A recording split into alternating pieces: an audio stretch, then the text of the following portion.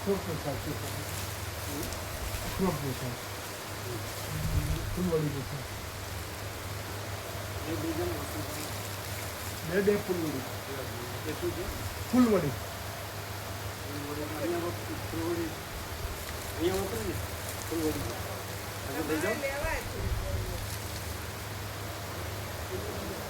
એટલા બધા ડોક્ટર છે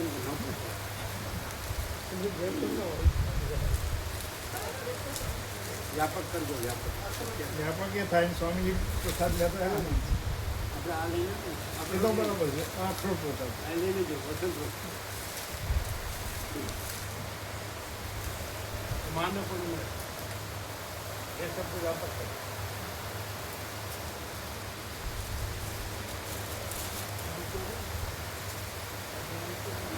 લેવાય તમે લીધું છે તે બસ.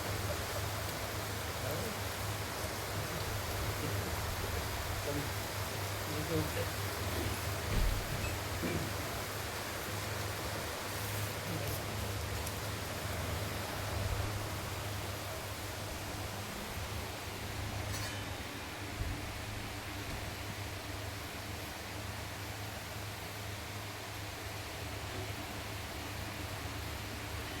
તમે જે બધું લીધું એ બધું લેવાય કે નહીં? ના, તમે ઓહ. લીધું એ? હે? આપણે લીધું એ? તમે જે બધું લીધું તમે એ ન લે. લે, એને પોતાને લેવાય ને અમારે ન લેવાય. લ્યો. હા. તમને શું થયું પાછું? ડૉક્ટર પાસે ગયા હતા તો શું થયું?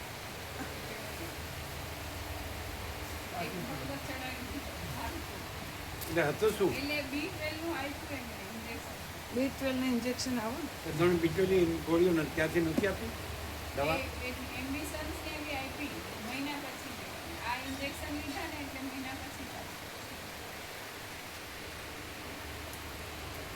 આજે શું હતું પ્રકાશ? સાંભળે તો નહીં સાંભળે? અહીં નહોતા તમે વતન ગોઠવણ?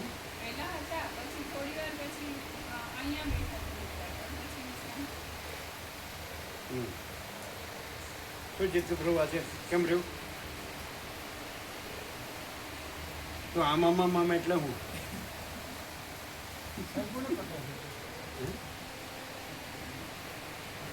કેવી રીતે?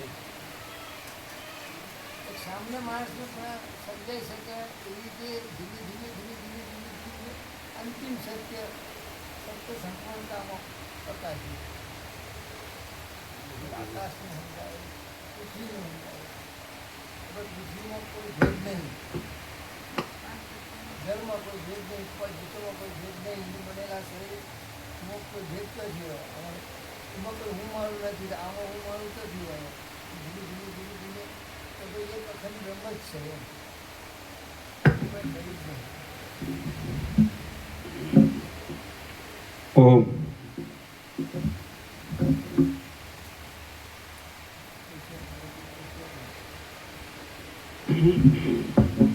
ઓમ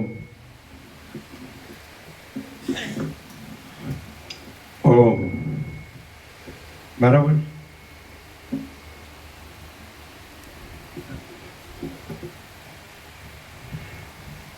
પરમ ચિદાકાશ, પરમ જ્યોતિ, અખંડ જ્યોતિ, મહાચિદાકાશ, સ્વયં પ્રકાશ, સંપૂર્ણ પ્રકાશ, પૂર્ણ બ્રહ્મ, અનંત તેજગન, અનંત ચિદગન. 28 બંધ કરો ને, પછી છીક આવશે હમણાં.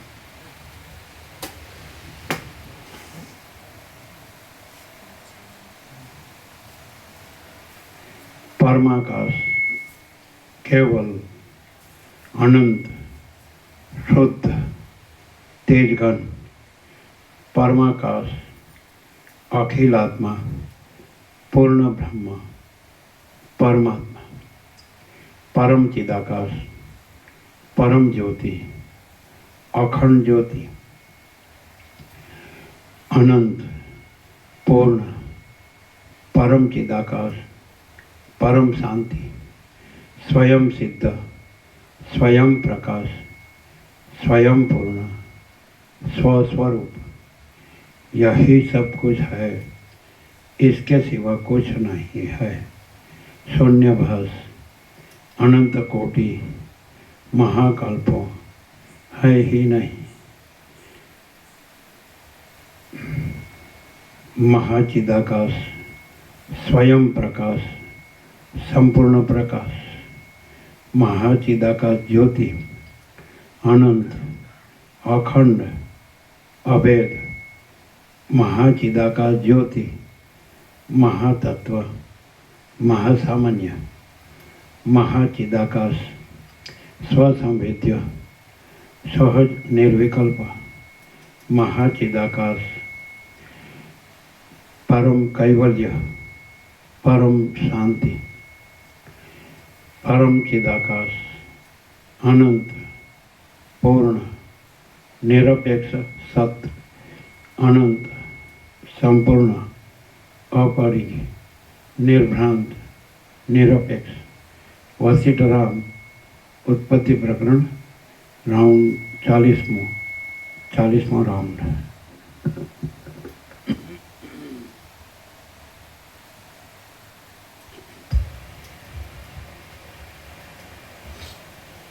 આદ્ય પરબ્રહ્મ સદગુરુ દેવ કી જય. તમને તકલીફ હોય તો ગોપરો વાંચવાની તકલીફ છે નથી ને? બેસવાની હતી પણ અત્યારે તો સારું છે. પછી બેસવાની હતી, બેઠા બેઠા આ ખોટું પડી જતું હતું પણ અત્યારે કંઈ નથી. તો પાછી તકલીફ આવે એટલે કેજો, તો પછી ગોપરો બેસી જશે. ઓમ શ્રી પરમાત્મને નમઃ. સદગ્રંથોમાં શિરોમણી શ્રી યોગ વાસિષ્ઠ મહારામાયણ ઉત્પત્તિ પ્રકરણ. તમે વોકિંગ નથી કરતા ને? વોકિંગ બહુ સારું. 1 કલાક વોકિંગ કરો ને તો બધું નીકળી જાય. ચૂપ રહો. પાના નંબર 369, સર્ગ 108મો. દુષ્કાળથી થયેલી દેશની દુર્દશાનું વર્ણન. આ 108મા સર્ગમાં લવણ રાજા તે ચંડાળની નિવાસ ભૂમિમાં રહેતો હતો. તેમાં અનાવૃષ્ટિથી પડેલા દુષ્કાળને લીધે દેશની દુર્દશાનું વર્ણન કરવામાં આવશે. રાજા બોલ્યો, હે સભાજનો, એવી રીતે કેટલોક સમય ગયા પછી વૃદ્ધાવસ્થાથી મારું આયુષ્ય જર્જરિત થઈ ગયું અને મુખ ઉપરના કેશ ઝાકળથી ઘાસના સમૂહની પેઠે ધોળા થઈ ગયા.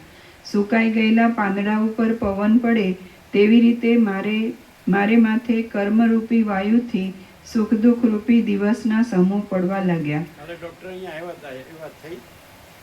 ડૉક્ટર કાલે અહીંયા આવ્યા હતા, એ વાત થઈ? એની સાથે તત્વબોધ થયો, એને અહીંયા શાંતિ લાગી, એ વાત નહીં છે.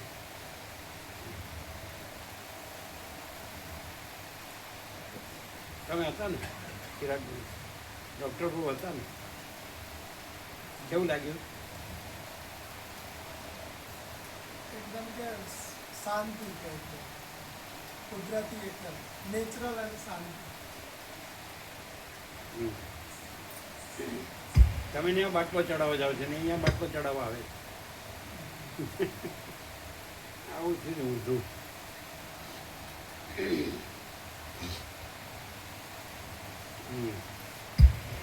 રણ સંગ્રામમાં જેમ બાણોનો સમૂહ આવે છે ને જાય છે, તેમ સુખ દુઃખ કલહ અને વધ વગેરે અયોગ્ય કાર્યો આવતા હતા અને જતા હતા. અનેક પ્રકારના વિકલ્પની કલ્પનારૂપી ઘૂમરીવાળું તથા સંકલ્પ વિકલ્પ રૂપી તરંગોના ભારવાળું ચિત્ત આકાશમાં નિરાધાર પક્ષી ભમે તેવી રીતે ભમવા લાગ્યું.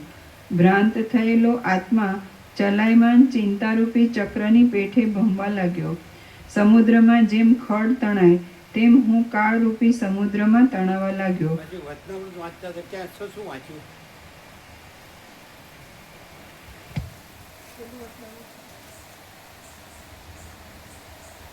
બ્રહ્માનંદી સત્ય વિષય. હા, માર્યું ને અમોઘ રામબાણ. બ્રહ્માનંદ હિ સત્ય હે વિષયાનંદ સત્ય વાંચ્યું એટલે બોલ્યા વાંચતા વાંચતા. ત્યાં અટકી ગયા હતા. આમ જોતા જોતા આવતા હતો ને ત્યાં ઉભા રહીને વાંચી સાહેબ. ભલભલો ઊભો રહી જાય પણ આ હાળો અટકતો નથી એનું હું અટકચાળો. પછી બીજું તમે બતાવ્યું પછી અહીંયા આ બ્રહ્મ વિદ્યા મંદિરના દર્શન કર્યા. પછી આમ દર્શન કર્યા. અહીંયા ઉભા રહીને પછી આમ દર્શન કર્યા.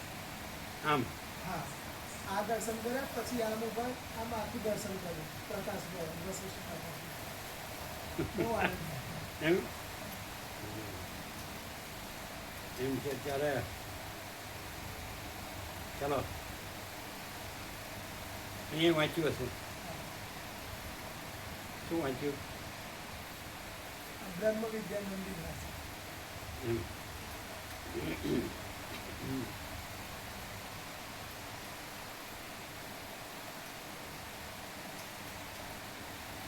આ તો જે કંઈ અભ્યાસી સંસ્કારી હોય ને એને તરત જ આવી જાય. ચલો આમ એકમાત્ર વિંધ્ય પર્વતમાં રહેતા જનાવરોનો આહાર કરીને જીવનારો હું 2 હાથવાળા ગધેડા જેવો હતો અને મારા વર્ષોના વર્ષો ત્યાં એ રીતે ચાલ્યા ગયા. શબને જેમ કાંઈ સ્મરણ રહેતું નથી તેવી રીતે હું રાજા છું એ પણ મને સ્મરણ રહ્યું નહીં, તથા પાંખ કપાયા પછી પર્વત જેવી રીતે સ્થિર થઈ રહ્યા હતા તેવી રીતે મારું ચંડાળપણું સ્થિર થયું. તે સમયે સંસારમાં જેમ કલ્પનો અંત આવે, વનમાં જેમ દાવાગ્નિ આવે, સાગરના મોજા જેમ કાંઠા પ્રત્યે આવે અને સુકાયેલા ઝાડ ઉપર જેમ બાણ પડે, તેમ પ્રપંચ ચંડાળના મંડળના નિવાસરૂપ એ વિંધ્યાચળના પ્રદેશમાં દુકાળ આવ્યો. એમાં અકાળ મરણો થતા હતા અને અન્ન, તૃણ, પત્ર અથવા જળ પણ મળતું નહોતું. તે દુષ્કાળમાં મેઘ વરસતો નહોતો તથા કોઈ સ્થળે વાદળા નજરે ચડી પાછા અદૃશ્ય થતા હતા. પવનની ગતિ પણ સૂક્ષ્મ અંગારાના કણથી મિશ્ર હોય એમ જણાતી હતી. ત્યારે ખરી ગયેલા પાંદડાના ખડખડાટવાળી, દાવાગ્નિના દાહવાળી તથા શૂન્ય થયેલી વનસ્થલીએ જાણે ઘણા દિવસથી સંસારનો ત્યાગ કર્યો હોય એમ જણાતું હતું. આવી જાતના અકાળ દુષ્કાળમાં દાવાનળ બળવા લાગ્યો. વનની ઘાટી ઝાડી સુકાઈ ગઈ અને ખડમય પૃથ્વીમાં રાખ માત્ર બાકી રહી. સર્વ માણસના અંગ ધૂળથી ધૂસર થઈ ગયા. ભૂખથી માણસોના છેદ ઉડી ગયા અને તૃણ, અન્ન તથા જળનો નાશ થયો. આમ આખો દેશ જાણે વગડો થઈ ગયો. પ્રકાશ પામતી મૃગજળની નદીના જળમાં પાડાઓ આળોટવા લાગ્યા અને વનમાંથી વાયુથી થતા જળકણના સમૂહનો પ્રવાહ પણ હતો નહીં. જળનો શબ્દ સાંભળવાથી પણ માણસને આનંદ થતો હતો અને તડકાના અતિ વિસ્તારથી જનસમૂહ ખેદ પામતો હતો. પાંદડાનું ભક્ષણ કરવાથી પ્રથમ ક્ષોભ પામેલું જીવન પાછું સજીવન થતું હતું અને પોતાના જ અંગના બટકા ભરવાને દાંત કડકડી રહ્યા હતા. લોકો ખેરના ઉગ્ર અંગારના સમૂહનું માંસના ભ્રમથી ભક્ષણ કરતા હતા તથા મંડક એક જાતની ભક્ષ્ય વસ્તુના ભ્રમથી તથા મંડકના ભ્રમથી વનના પથરાઓનું ભક્ષણ કરતા હતા. પ્રાણી માત્રના સમૂહમાં માતા, પુત્ર તથા પિતા ભેગા થઈને બેઠા હતા અને વનમાં બોલતા ગીધના શબ્દમાં સારિકાનો શબ્દ સંભળાતો નહોતો. પરસ્પરના અંગ કપાવાથી પૃથ્વી લોહીથી છંટાઈ ગઈ હતી અને સિંહ ખાઈ જશે એવા ભયથી મદોન્મત્ત હાથી પણ ભૂખ્યા ફરતા હતા. એક સિંહ બીજાને ખાઈ જશે એવા ભયથી ગુફામાં એક સિંહના ભ્રમણથી પણ ભય જણાતો હતો અને પરસ્પરની હિંસા કરવામાં તત્પર થયેલા લોકો પણ મલ્લ યુદ્ધ કરતા હતા. પાંદડા વિનાના વૃક્ષ પર પ્રૌઢ અંગારા જેવો વાયુ ઉડતો હતો અને લોહીનું પાન કરવાને આસક્ત થયેલા બિલાડા આદિ ધાતુવાળી પૃથ્વીને ચાટતા હતા.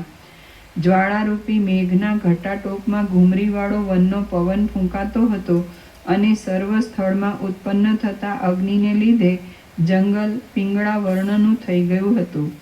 બળી ગયેલા અજગરવાળી કુંજમાંથી ધુમાડા નીકળતા હતા. અને જાડીમાં પુષ્ટતા જણાતી હતી. તેથી પવનથી પ્રસરેલી જ્વાળાઓને લીધે આકાશ સંધ્યા સમયનું હોય એવું જણાતું હતું. ચારે બાજુ ઉડતી રાખને લીધે તે જાણે દંડ વિનાના છત્રમંડળ હોય એમ જણાતું હતું. સ્ત્રી તથા પુરુષો પાસે તેમના નાના બાળકો રાડો પાડતા હતા. પુરુષના સમૂહ પોતાના દાંતથી શબના બટકા ભરતા હતા અને માંસના ગંધને લીધે ઉતાવળથી ખાવા જતા પોતાની જ આંગળી મોંમાં કરડાઈ જતી હતી.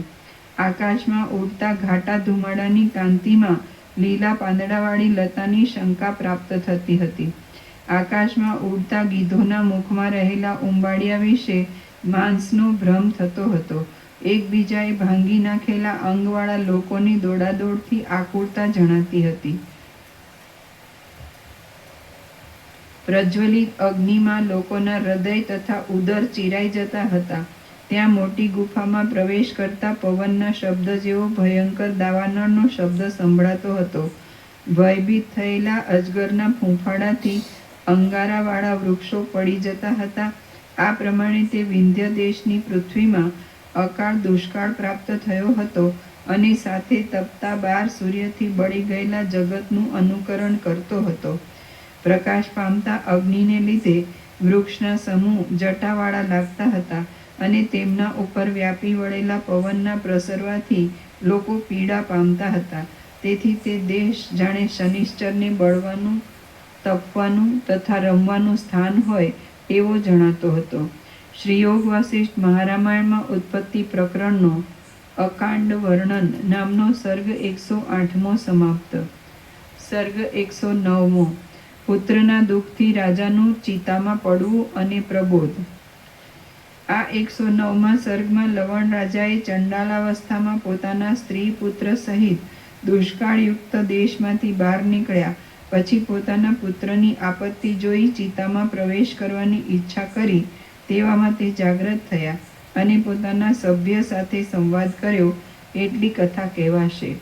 રાજા બોલ્યો, હે સભ્યો, આવી રીતે દૈવની પ્રતિકૂળતાથી નિરંતર તાપ આપનાર પ્રલય સમાન અકાળ દુષ્કાળની પ્રવૃત્તિ થઈ હતી. તે સમયે શરદ ઋતુમાં જેવી રીતે મેઘ ચાલ્યો જાય તેવી રીતે કેટલાક માણસો તે દેશનો ત્યાગ કરી પોતાના સ્ત્રી, પુત્ર તથા સંબંધીઓ સહિત બીજા દેશમાં ચાલ્યા ગયા. દેહના હાથપગ વગેરે અવયવો દેહથી જુદા પડતા નથી, તેમ જે લોકો તે દેશનો ત્યાગ કરીને બીજા દેશમાં ન ગયા તેમનો વનમાં કપાઈ ગયેલા ઝાડની પેઠે તે સ્થળે નાશ થયો.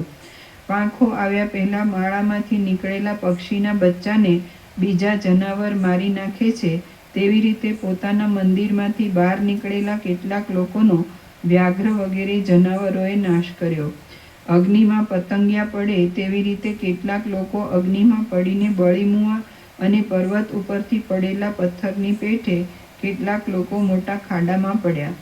તે સમયે હું મારા ચંડાળ સસરાનો તથા તે દેશનો ત્યાગ કરીને સ્ત્રી, પુત્ર વગેરે મારા કુટુંબને સાથે લઈને બીજા દેશમાં જવા માટે નીકળ્યો. માર્ગમાં પવન, અગ્નિ, વ્યાઘ્ર વગેરે જનાવર તથા તક્ષક વગેરે સર્પથી તેમજ મૃત્યુના ભયથી શરીરને બચાવીને મેં સ્ત્રી સહિત ચાલવા માંડ્યું. જાણે રવરવ નરકમાંથી બહાર નીકળ્યો હોઉં તેમ હું તે દુષ્કાળવાળા દેશમાંથી બહાર નીકળ્યો. પછી મેં ભયંકર અનર્થરૂપ એવા છોકરાને એક તાલના વૃક્ષ તળે કાંધ ઉપરથી હેઠે ઉતાર્યા. ત્યારે મને ઘણો થાક લાગ્યો હતો.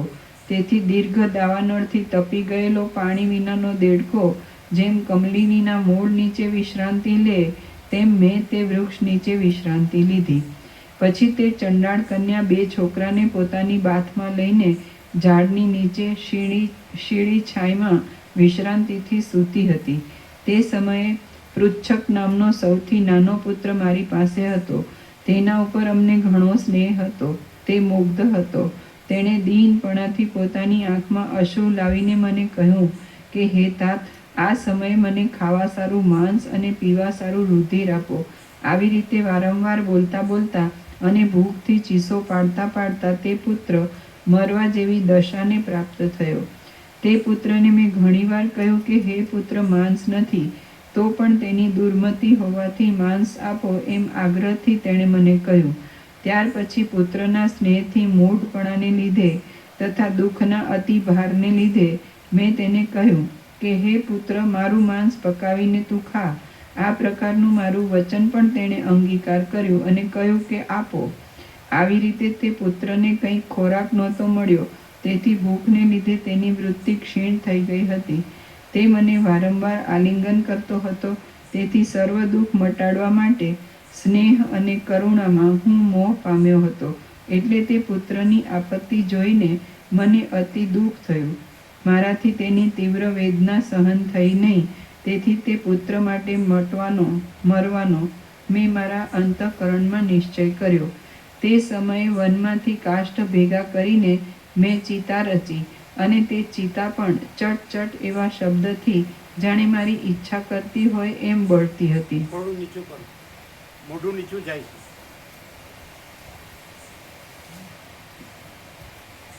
એ ચિતામાં હું મારો દેહ નાખું છું, તેટલામાં તો આ સિંહાસન ઉપરથી હું વેગથી ચલાયમાન થયો, અને તુરીના તથા જય જયકારના શબ્દથી તમે મને જાગ્રત કર્યો. આવી થોડું લાઈટ, આમ લાઈટ.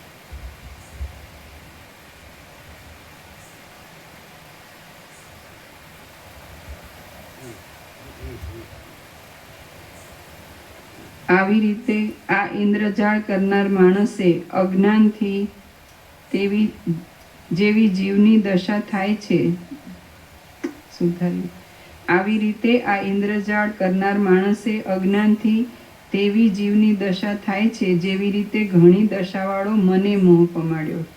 વસિષ્ઠ બોલ્યા, આવી રીતે ઘણા તેજથી યુક્ત તે લવણ રાજા પોતાની સભામાં વાત કહે છે, એટલી વારમાં તો ઇન્દ્રજાળ કરનાર માણસ ત્યાંથી અંતર્ધાન થઈ ગયો. પછી વિસ્મયથી પ્રફુલ્લિત નેત્રવાળા સભાસદોએ રાજાને નીચે પ્રમાણે કહ્યું. સભાસદો બોલ્યા, હે દેવ, આ ઇન્દ્રજાળ કરનાર માણસ નથી, કારણ કે તેને ધનની ઈચ્છા નથી, પરંતુ સંસાર સ્થિતિનો બોધ કરનારી આ કોઈ દૈવી માયા છે એમ તમે સમજો. આ માયામાં સંસાર સ્થિતિનો બોધ કરનારી આ કોઈ દૈવી કરાવનારી.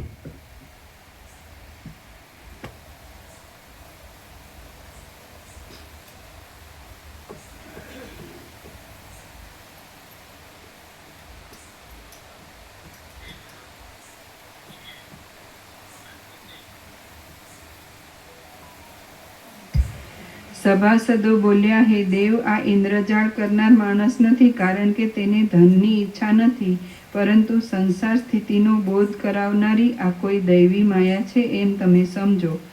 આ માયામાં સંસાર મનના વિલાસરૂપ છે એમ નિશ્ચય થાય છે.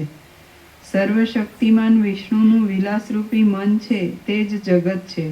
સર્વશક્તિમાન વિધિની હજારો પ્રકારની વિચિત્ર શક્તિ છે, તેથી વિવેકવાળું મન પણ માયા વડે મોહ પામે છે. સર્વલોકના વૃત્તાંતને જાણનાર આ રાજા ક્યાં? અરે, સાધારણ માણસની મનોવૃત્તિને યોગ્ય આ હમણાંનો સંભ્રમ ક્યાં? મનને મોહ પમાડનારી આ સર્વ માયા ઇન્દ્રજાળ કરનાર માણસની ઈચ્છાથી થયેલી નથી, કારણ કે ઇન્દ્રજાળ કરનાર સર્વ માણસો પોતે ધન મેળવવા માટે સર્વ ચેષ્ટા કરે છે, પણ કેવળ લોકને ભમાવવા માટે ચેષ્ટા કરતા નથી. આવેલો માણસ જો ઇન્દ્રજાળ કરનાર હોય તો આપણી પાસેથી તે પ્રયત્નથી દ્રવ્યની ઈચ્છા કરે, પણ તે આવી રીતે અંતર્ધાન થઈ જાય નહીં. માટે તે શું હશે? એવી જાતના સંદેહમાં અમે સર્વ ડૂબી ગયા છીએ.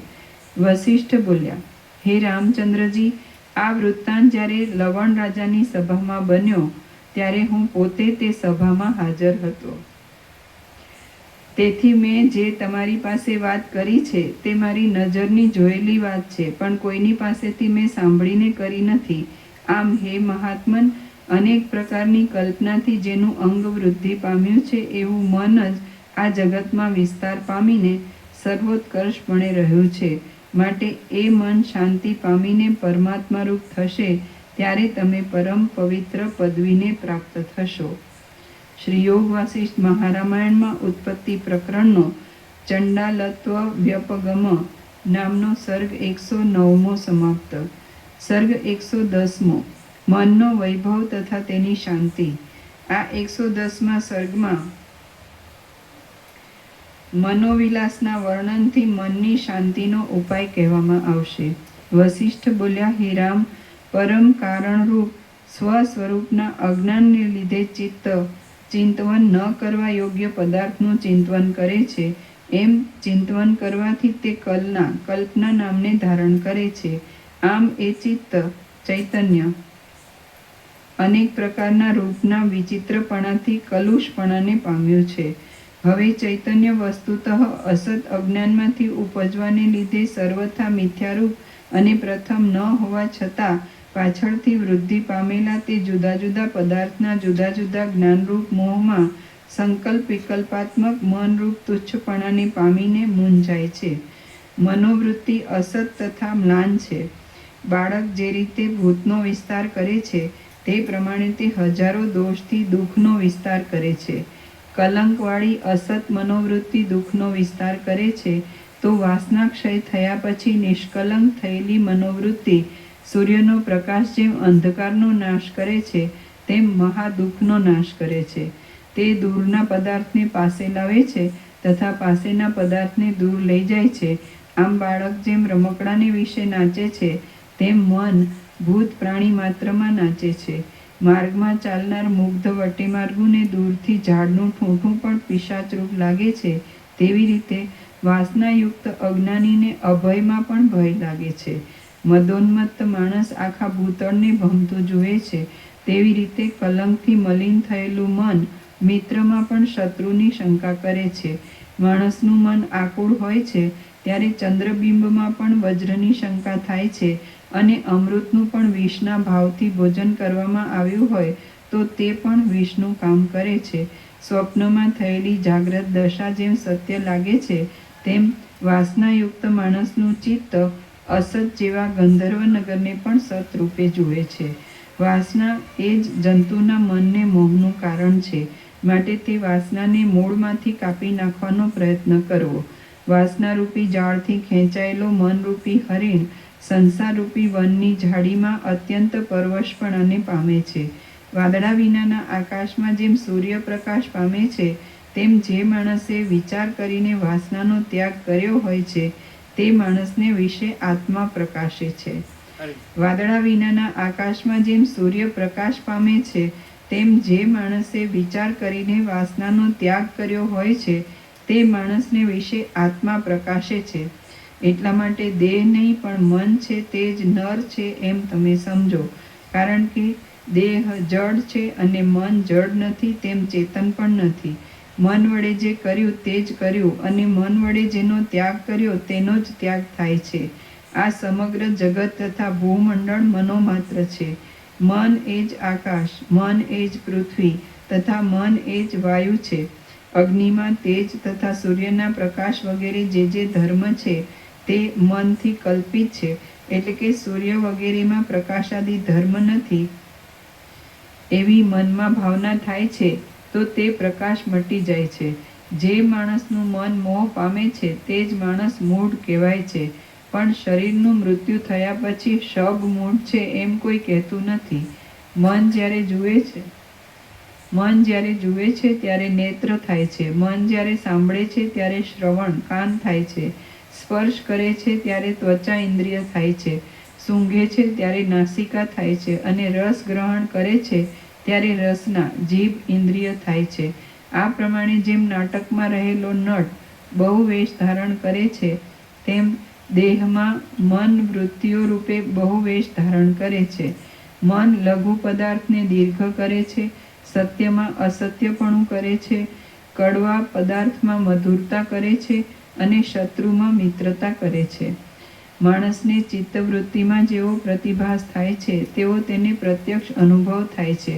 અને પ્રતિભાસને લીધે જ સ્વપ્નથી આકુળ ચિત્તવાળા હરિશ્ચંદ્ર રાજાને એક રાત્રિ 12 વર્ષની થઈ પડી હતી. ઇન્દ્રદ્યુમ્ન રાજા બ્રહ્મલોકમાં ગયા. નીચે ટાંચ છે. ઇન્દ્રદ્યુમ્ન રાજાને રેવતી એ નામની એક પુત્રી હતી. તેનું લગ્ન કરવા માટે તેનો સંબંધ કયા રાજાની સાથે કરવો એ પૂછવા માટે ઇન્દ્રદ્યુમ્ન રાજા બ્રહ્મલોકમાં ગયા. ત્યાં બ્રહ્માની પાસે ગાન થતું હતું. તેથી એક મુહૂર્ત ઊભા રહી ગાન થઈ રહ્યા પછી બ્રહ્માને પોતાની પુત્રીના લગ્ન સંબંધી સલાહ પૂછી. ત્યારે બ્રહ્માએ ઉત્તર દીધો કે તમે અહીં એક મુહૂર્ત ઊભા રહ્યા તેટલી વારમાં તમારા દેશમાં એક યુગનો કાળ ચાલ્યો ગયો. તેથી તમે મનમાં સંકલ્પ કરેલા સર્વ રાજાઓનો નાશ થયો છે. માટે તમારી પુત્રી હવે ભૂતળમાં બળભદ્રજીનો જન્મ થયો છે તેમને પરણાવજો. આ કથા શ્રીમદ ભાગવતમાં પ્રસિદ્ધ છે. ઇન્દ્રદ્યુમ્ન રાજા બ્રહ્મલોકમાં ગયા ત્યારે તેમને ચિત્તના પ્રભાવથી એક મુહૂર્તમાં એક યુગનો કાળ ચાલ્યો ગયો હતો. પ્રાતઃકાળમાં જેને રાજ્ય મળવાનું છે એવા બંધીવાનને પ્રાતઃકાળે રાજ્ય મળશે એવી મનમાં આશા હોવાથી બંધન પણ સુખરૂપ થાય છે. એવી રીતે સારી મનોવૃત્તિ વડે રવરવ નરક પણ સુખરૂપ થઈ પડે છે. મોતીના હારમાંથી એક દોરો બળી જાય છે ત્યારે બધા મોતી વિખાઈ જાય છે. તેવી રીતે એક મન જીતવાથી સર્વ ઇન્દ્રિયો જીતાય છે. બ્રહ્મ સર્વ સ્થળે રહેનાર, સ્વચ્છ, નિર્વિકાર, સર્વત્ર સમાન, સૂક્ષ્મ અને સર્વ ભાવમાં રહેનાર સાક્ષીભૂત ચિત્ત શક્તિરૂપ તે પોતાની સત્તાથી વાણી વગેરે સર્વ ક્રિયાથી શૂન્ય છે. બ્રહ્મ સર્વ સ્થળે રહેનાર, સ્વચ્છ, નિર્વિકાર, સર્વત્ર સમાન, સૂક્ષ્મ અને સર્વ ભાવમાં રહેનાર સાક્ષીભૂત ચિત્ત શક્તિરૂપ તે પોતાની સત્તાથી વાણી વગેરે સર્વ ક્રિયાથી શૂન્ય છે. હે રામ, તેને પણ મન દેહ સમાન જળ બનાવી તેની અંદર કામ સંકલ્પ વગેરે ભ્રાંતિની તથા બાર પર્વત, નદી, આકાશ અને સમુદ્ર વગેરેની કલ્પના કરી વ્યર્થ ભમાવે છે. મન વિવેકવાળું હોય તો પણ તે મન પોતાની ઈષ્ટ વસ્તુ જો કે સારી ન હોય તો પણ તેને અમૃત સમાન મધુર બનાવે છે તથા સારી અમૃત સમાન વસ્તુ હોય તો પણ તેને વિષ તુલ્ય બનાવે છે. એવી રીતે સંપૂર્ણ તત્વજ્ઞાન ન થવાથી જેને પૂર્ણતા પ્રાપ્ત થયેલી નથી તેવા માણસનું મન ઉપર પ્રમાણે પોતાની કલ્પનાથી પોતાને યોગ્ય આકાર અને રૂપને ઉત્પન્ન કરે છે, પણ તત્વવેત્તાનું મન એ પ્રમાણે કરતું નથી. ચૈતન્ય શક્તિથી સ્ફૂર્ણા પામેલું મન સ્પંદને વિશે વાયુપણાને પામે છે, પ્રકાશમાં પ્રકાશપણાને પામે છે, દ્રવ પદાર્થમાં દ્રવપણાને પામે છે, પૃથ્વીમાં કઠિનતાને પામે છે અને શૂન્ય દ્રષ્ટિમાં શૂન્યતાને પામે છે. આ પ્રમાણે ચિત્ત શક્તિથી ઈચ્છા પ્રમાણે મનની સ્થિતિ થાય છે. દેશ કાળ વિના પણ મન શુક્લને કૃષ્ણ કરે છે તથા કૃષ્ણને શુક્લ કરે છે. માટે આ મનની શક્તિ જુઓ. માણસનું મન જ્યારે બીજી વસ્તુમાં લાગેલું હોય છે ત્યારે તે ભોજન કરતો હોય અને પીરસેલા પદાર્થનું જીભથી ચરવણ કરતો હોય તો પણ તે પદાર્થના સ્વાદની તેને ખબર પડતી નથી. મન વડે જે પદાર્થ જોયો તે જ ખરેખર જોયો કહેવાય, પણ મનથી ન જોયેલો પદાર્થ જોયો કહેવાય નહીં. કારણ કે અંધકારમાં જોયેલા પદાર્થની પેઠે મને ન જોયેલા પદાર્થના રૂપની ખબર પડતી નથી. ઇન્દ્રિય વડે મન દેહવાન છે તથા મન વડે ઇન્દ્રિયો દેહવાન છે. એવી રીતે મન તથા ઇન્દ્રિયોનું પરસ્પર સરખાપણું છે તો પણ મનમાંથી ઇન્દ્રિયો ઉત્પન્ન થયેલી છે, પણ ઇન્દ્રિયોમાંથી મન ઉત્પન્ન થતું નથી. તેથી મનની ઉત્કૃષ્ટતા છે. ચિત્ત અને શરીર જો કે અત્યંત ભિન્ન છે તો પણ જે મહાત્મા તેની એકતા એટલે કે બંને જડ ભ્રાંતિ છે એમ માને છે તે પંડિતો નમસ્કાર કરવા યોગ્ય છે. ફૂલોથી ગૂંથેલા આંબોડાવાળી અને વિલાસથી સુંદર કટાક્ષો કરતી કોઈ સુંદરી આલિંગન કરે તો પણ મન વિનાના માણસને ભીતની પેઠે તે કંઈ પણ વિકાર કરી શકતી નથી. વીતરાગ નામના કોઈ મુનિ ધ્યાનસ્થ હતા. તે સમયે વનમાં રાક્ષસ તેમનો હાથ ચાવી ગયો તો પણ મુનિને તેની ખબર પડી નહીં. મુનિની અભ્યાસ વડે દ્રઢ કરેલી મનોભાવના દુઃખને સુખરૂપ કરવાને તથા સુખને દુઃખરૂપ કરવાને સહજમાં સમર્થ છે. માણસનું મન જ્યારે અન્ય વસ્તુમાં લાગેલું હોય છે ત્યારે તેની પાસે પ્રયત્નથી કહેવાતી કથા પણ પરશુથી કાપેલી લતાની પેઠે કપાઈ જાય છે. એટલે કે મારી પાસે શું વાત કરી તેની પણ તેને ખબર પડતી નથી. મન જ્યારે પર્વત ઉપર ચડે છે ત્યારે શુભ્ર આકાશમાં પણ તેને ગુફાની ભ્રાંતિથી દુઃખનો અનુભવ થાય છે. મનના ઉલ્લાસરૂપી સ્વપ્નમાં આકાશના જેવા વિસ્તારવાળા હૃદયને વિશે પ્રત્યક્ષ જણાતા પર્વતો પણ પોતપોતાનું કામ કરવાને સમર્થ થાય છે. ચલિત થયેલો સમુદ્ર મોજાનો વિસ્તાર કરે છે, તેવી રીતે વિક્ષેપવાળું મન પોતાને વિશે પર્વત તથા નગરની પંક્તિનો વિસ્તાર કરે છે. સમુદ્રની અંદર રહેલા જળમાં જેવી રીતે તરંગ તથા મોજા રહેલા છે, તેવી રીતે દેહની અંદર રહેલા મનમાં સ્વપ્નરૂપ પર્વત તથા નગરની પંક્તિ રહેલી છે. પત્ર, લતા, પુષ્પ તથા ફળ એ જેમ અંકુરના છે, તેવી રીતે જાગ્રત તથા સ્વપ્નના ભ્રમો એ મનના છે. સુવર્ણની પ્રતિમા સુવર્ણથી જુદી નથી, તેવી રીતે જાગ્રત તથા સ્વપ્નની ક્રિયા મનથી ભિન્ન નથી. જળધારા, જળ કણ, મોજા તથા ફીણ એ જેમ આકાશમાં જણાય છે, તેમ અનેક પ્રકારની વિચિત્રતાના વૈભવ ચિત્તમાં જણાય છે. નટ જેમ અનેક પ્રકારના વેશનો અંગીકાર કરે છે, તેમ શૃંગાર વગેરે રસના આવેશથી ચિત્તવૃત્તિ સ્વપ્ન તથા જાગ્રત દશાના વૈભવનો અંગીકાર કરે છે. લવણ રાજાને મનના પ્રતિભાસથી ચંડાળપણું પ્રાપ્ત થયું હતું, તેવી રીતે આ બ્રહ્માંડ મનના મનન માત્ર છે. મનમાં જેવું જેવું સંવેદન થાય છે, તેવા તેવા અનુભવ થાય છે. માટે જેમ ઈચ્છામાં આવે તેમ કરો. અનેક પ્રકારના નગર, નદી તથા પર્વતના રૂપને પામીને મન જાગ્રત તથા સ્વપ્નમય એવા આ જગતનો વિસ્તાર કરે છે. લવણ રાજાની પેઠે મનના પ્રતિભાસથી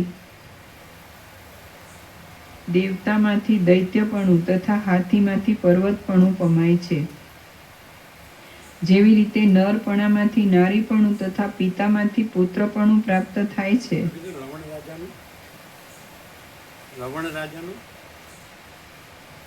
લવણ રાજાને મનના પ્રતિભાસથી ચંડાળપણું પ્રાપ્ત થયું હતું, તેવી રીતે બ્રહ્માંડ મનના મનન માત્ર છે. મનમાં જેવું જેવું સંવેદન થાય છે, તેવા તેવા અનુભવ થાય છે. માટે જેમ ઈચ્છામાં આવે તેમ કરો. અનેક પ્રકારના નગર, નદી તથા પર્વતના રૂપને પામીને મન જાગ્રત તથા સ્વપ્નમય એવા આ જગતનો વિસ્તાર કરે છે. લવણ રાજાની પેઠે મનના પ્રતિભાસથી દેવતામાંથી દૈત્યપણું તથા હાથીમાંથી પર્વતપણું પમાય છે. જેવી રીતે નરપણામાંથી નારીપણું તથા પિતામાંથી પુત્રપણું પ્રાપ્ત થાય છે, તેવી રીતે મન સંકલ્પથી ઈચ્છિત પદાર્થપણાને પામે છે. મરણ તથા જન્મ પણ સંકલ્પથી થાય છે, અને મનના ઘણા અભ્યાસથી શૂન્ય આકાર પણ જીવપણાને પામે છે. શૂન્ય આકાશ મનનથી જેમાં મોહવાળી વાસના પ્રાપ્ત થયેલી છે, એવું મન સુખ, દુઃખ, ભય તથા અભયરૂપ જન્મસ્થાનને પામે છે. તલમાં જેવી રીતે તેલ રહેલું છે, તેવી રીતે સુખ અને દુઃખ મનમાં રહેલા છે, અને દેશ કાળને લીધે તેમાં વધઘટ થાય છે. તલને દબાવવાથી તેમાંથી તેલ સ્પષ્ટ જણાય છે, તેવી રીતે મનને મનના સંગથી સુખ દુઃખ સ્પષ્ટ જણાય છે. હે રામ, સંકલ્પ જ દેશકાળના નામથી વ્યવહાર કરે છે, અને તે સંકલ્પ જ દેશકાળનું કારણ છે. શાંત થવું, ઉલ્લાસ થવો, જવું, આવવું, આનંદ થવો અને નાચવું એ સઘળું મનરૂપી શરીરનો સંકલ્પ સિદ્ધ થવાથી જ થાય છે. સતી સ્ત્રી અંતઃપુરના આંગણામાં વિહાર કરે છે, તેવી રીતે સંકલ્પથી કલ્પેલા અનેક પ્રકારના તરંગોથી મન દેહમાં વિહાર કરે છે. જે મનુષ્ય પોતાના મનને વિષયોના અનુસંધાનમાં જરા પણ અવકાશ આપતો નથી, તે માણસનું મન જેમ હાથી પોતાના બંધન સ્થાનમાં સ્થિર થઈને રહે છે, તેમ સ્થિર થાય છે. જે મનુષ્ય પોતાના મનને વિષયોના અનુસંધાનમાં જરા પણ અવકાશ આપતો નથી, તે માણસનું મન જેમ હાથી પોતાના બંધન સ્થાનમાં સ્થિર થઈને રહે છે, તેમ સ્થિર થાય છે. રણ સંગ્રામમાં સ્તંભનાસ્ત્રથી શત્રુ જેમ ચલાયમાન થઈ શકતો નથી, તેમ જે માણસનું મન ચલાયમાન થતું નથી, તેને જ ખરેખર પુરુષ સમજવો, અને બાકીના કાદવના કીડા છે એમ સમજવું.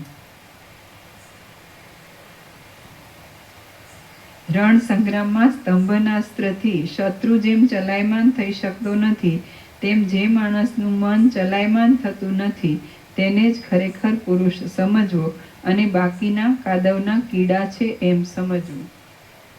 હે રામ, જે માણસનું મન ચપળ ન થતાં એક સ્થળે સ્થિર રહે છે તે માણસ ધ્યાનથી ઉત્તમ પદવીને પામે છે. મંદરાચળ સ્થિર થવાથી ક્ષીરસાગર સ્થિર થયો હતો તેવી રીતે મન નિયમમાં રાખવાથી સંસારના વિભ્રમ શાંત થાય છે. ભોગ તથા સંસારના વિભ્રમથી જેટલી મનની વૃત્તિઓ છે તે સર્વ સંસારરૂપી વિષ વૃક્ષનું ઉત્પત્તિ સ્થાન છે. મદ અને મોહથી મંદ થયેલા પુરુષરૂપી દુષ્ટ ભ્રમર સંસારરૂપી દુષ્ટ નદીમાં તણાતા ચિત્તરૂપી કમળમાં વીંટાય છે અને જડતાના પ્રવાહરૂપી જળના વેગમાં વાયુની ઘૂમરીની પેઠે પ્રબળ ચિંતાથી વીંટાઈ જઈને તે પોતાના દેહ સહિત ચિંતારૂપી ચક્ર સમાન ઘૂમરીમાં પડે છે. શ્રી યોગ વાસિષ્ઠ મહારામાયણમાં ઉત્પત્તિ પ્રકરણનો મનનો વૈભવ તથા તેની શાંતિ નામનો સર્ગ 110મો સમાપ્ત. સર્ગ 111મો. ચિત્તને જીતવાનો ઉપાય અને ચૈતન્ય સાથે એકાગ્રતા. આ 111મા સર્ગમાં પ્રયત્નથી મનપસંદ વસ્તુનો તથા અહમતા મમતાનો ત્યાગ કરીને ચિત્તના જયનો ઉપાય તથા ચૈતન્યની સાથે એકાગ્રતાનું વર્ણન કરવામાં આવશે. વશિષ્ઠ બોલ્યા, હે રામ, આ ચિત્તરૂપી મોટા વ્યાધિની ચિકિત્સાનું સ્વાધીન તથા સ્વાદિષ્ટ ઔષધ હું તમને કહું છું તે તમે સાંભળો. બાહ્ય વસ્તુનો ત્યાગ કરીને કૌંસમાં નિજાત્મા માત્રાકાર વૃત્તિની ધારારૂપ પોતાના પુરુષાર્થથી પ્રયત્ન વડે ચિત્તરૂપી ભૂત જીતાય છે.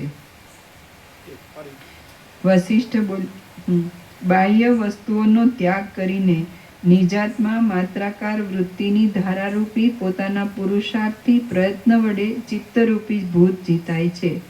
જે માણસ મનપસંદ વસ્તુનો ત્યાગ કરીને રાગ દ્વેષ વગેરે ચિત્તના રાગથી શૂન્ય થઈને રહે છે તે માણસ જેમ દાંત વિનાના હાથીને દાંતવાળો હાથી જીતે તેમ મનને જીતી શકે છે. એટલા માટે ચિત્તરૂપી બાળકને અવસ્તુમાંથી બહાર કાઢી પોતાના સંવેદનરૂપી પ્રયત્નથી વસ્તુમાં જોડવો તથા બોધ કરવો.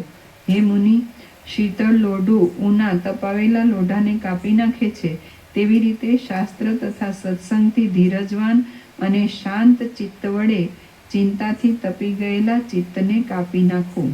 બાળકને જેવી રીતે લાલન તથા ભય વગેરે ઉપાયથી સારે માર્ગે જોડવામાં આવે છે તેવી રીતે ચિત્તરૂપી બાળકને પણ સારે માર્ગે જોડી શકાય છે. એમાં શું દુષ્કર છે? એટલા માટે સંસારમાં આસક્ત થયેલા મનને પોતાના પુરુષાર્થથી ઘણા ઉદયને આપનાર સત્કર્મમાં ચિદાત્માની સાથે જોડી દેવું. પોતાની સ્વાધીન, એકાંત, હિતરૂપ તથા પ્રિય વસ્તુનો ત્યાગ કરવામાં વૈરાગ્યવાળું મન જેને દુષ્કર થયું તેવા પુરુષરૂપી કીડાને ધિક્કાર છે.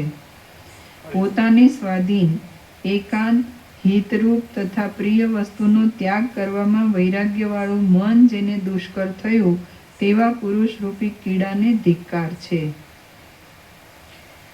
મલ્લ જેવી રીતે યુદ્ધમાં બાળકને શ્રમ વિના જીતે છે તેવી રીતે વિષયમાં આસક્ત થયેલા મનને બ્રહ્મરૂપ ભાવના કરવાથી તે શ્રમ વિના જીતાય છે. એ પ્રમાણે પુરુષાર્થરૂપી પ્રયત્નથી ચિત્ત જીતાય છે અને ચિત્ત જીતાયા પછી પ્રયત્ન વિના બ્રહ્મ પ્રાપ્તિ થાય છે. પોતાને સ્વાધીન તથા સુસાધ્ય ચિત્તને જે માણસ જીતવાને સમર્થ થયા નથી તેવા શિયાળ જેવા માણસને ધિક્કાર છે. પ્રિય વસ્તુના ત્યાગરૂપી પુરુષાર્થથી જ મનની શાંતિ સાધ્ય છે. મનની એ શાંતિ વિના શુભ ગતિ જ નથી. આત્મસંવેદનથી મનોમારણ સહેજે સાધી શકાય છે. એમ મનોનાશ કરવામાં આવે તો આ જીવન મુક્ત દેહમાં મોહ વગેરે શત્રુથી રહિત, અચળ તથા આદિ અંતથી રહિત એવા સ્વરાજ્ય સુખની બ્રહ્માનંદની પ્રાપ્તિ થાય છે. મોક્ષના સાધનરૂપ મનની શાંતિ થયા વિના ગુરુનો ઉપદેશ, શાસ્ત્રનો અર્થ, મંત્ર અને અન્ય સાધન પણ તૃણરૂપ છે. મોક્ષના સાધનરૂપ મનની શાંતિ થયા વિના ગુરુનો ઉપદેશ, શાસ્ત્રનો અર્થ, મંત્ર અને અન્ય સાધન પણ તૃણરૂપ છે. જ્યારે અસંકલ્પરૂપી શસ્ત્રથી મૂળ સહિત ચિત્તનું છેદન થાય છે ત્યારે સર્વગત તથા શાંત બ્રહ્મની પ્રાપ્તિ થાય છે. અનર્થનું શાસન પોતાના સંવેદનથી સાધ્ય છે. તે કરવામાં શાંતિ વગેરે સાધન સિદ્ધ છે તો પછી આ શરીરથી જીવનમુક્ત થવામાં પુરુષને શો ક્લેશ છે? માટે દૈવનો અનાદર કરો. એ દૈવ તો મૂઢોએ કલ્પી કાઢેલી કલ્પના છે. તમે પુરુષાર્થ કરીને સંકલ્પથી કલ્પિત ચિત્તને અચિત્તપણાને પમાડો. આમ પરબ્રહ્મરૂપી કોઈ પણ મહાપદવી પામીને તથા ચિત્તને ચૈતન્યમાં લય કરીને તમે ચિત્તથી પર થઈને રહો. પ્રથમ ચૈતન્યની ભાવના કરો અને તેની સ્થિરતા માટે પરમ સાવધાનવાળી બુદ્ધિથી યુક્ત થાઓ. આમ ચિત્તનો લય થવાથી તમે અવ્યગ્રતાથી આત્માનું ધારણ કરો. પરમ પુરુષાર્થનો આશ્રય કરીને તમે ચિત્તને અચિત્તપણાને પમાડો અને જે સ્થળે નાશ નથી તેવી મહાપદવીને તમે પામો. હે રામ, ધીંગમૂઢ દશામાં અવળી થયેલી બુદ્ધિને પણ પુરુષ પ્રયત્નથી જીતી શકે છે તેવી રીતે મન પણ પુરુષાર્થથી જીતી શકાય છે. અનુદ્વેગ, ધૈર્ય એ લક્ષ્મીનું મૂળ છે અને અનુદ્વેગથી જ મનનો જય થાય છે. એ મનોજયથી ત્રૈલોક્યનો વિજય પણ તૃણરૂપ છે. રાજ્ય મેળવવા માટે રાજ્ય સુખ સારું, યુદ્ધ કરવામાં શસ્ત્ર વગેરેથી ઉત્પાદ થાય છે તથા સ્વર્ગ સુખમાં પણ પુણ્ય પૂરા થઈ પડવું પડશે એવી પીડા રહે છે. પણ મનોજય કરી બ્રહ્મસુખ સંપાદન કરવામાં કાંઈ પણ ક્લેશ નથી. જે અધમ માણસો પોતાના મન માત્રને પણ જીતી શકતા નથી તે વ્યવહાર દશામાં કેમ વ્યવહાર કરી શકશે? મારું મરણ થયું, હું જીવું છું અને મારો જન્મ થયો એવી કુદ્રષ્ટિ ચપળ ચિત્તમાંથી ઉત્પન્ન થયેલી અસત વૃત્તિને લીધે થાય છે. ખરું જોતા કોઈનું મરણ થતું નથી, તેમ કોઈનો જન્મ પણ થતો નથી. પણ મરણ પામેલું પોતાનું જ મન બીજા લોકોને જુએ છે. મન અહીંથી પરલોકમાં જાય છે અને ત્યાં અન્યપણાથી સ્ફુરણા પામે છે તથા મોક્ષપણાને પામે છે. માટે મરણનો ભય શા માટે રાખવો? માણસનું મન આ લોકમાં આ લોક રૂપે તથા પરલોકમાં પરલોક રૂપે રહે છે. એવી રીતે મોક્ષ થતા સુધી ચિત્ત વિના બીજી કોઈ પણ વસ્તુ નથી. ભાઈનું અથવા કોઈ સંબંધીનું મરણ થવાથી મનુષ્યો વૃથા ક્લેશ કરે છે તે પણ ચૈતન્યથી બહિર્મુખ આત્માવાળી ચિત્તની જ વૃત્તિ છે એમ મારું માનવું છે. અહીંથી ઉપરના લોકમાં, નીચેના પાતાળ લોકમાં તથા બીજા દ્વીપાંતરમાં પણ અન્યની અપેક્ષાથી રહિત, સર્વને હિતરૂપ, માયાની મલિનતાથી શૂન્ય તથા શ્રુતિએ ઓળખાવેલા આત્માને વિશે ચિત્તની શાંતિ થયા વિના મુક્તિનો અન્ય ઉપાય નથી એમ તત્વવેત્તા મુનિએ ઘણો વિચાર કરીને નિશ્ચય કર્યો છે.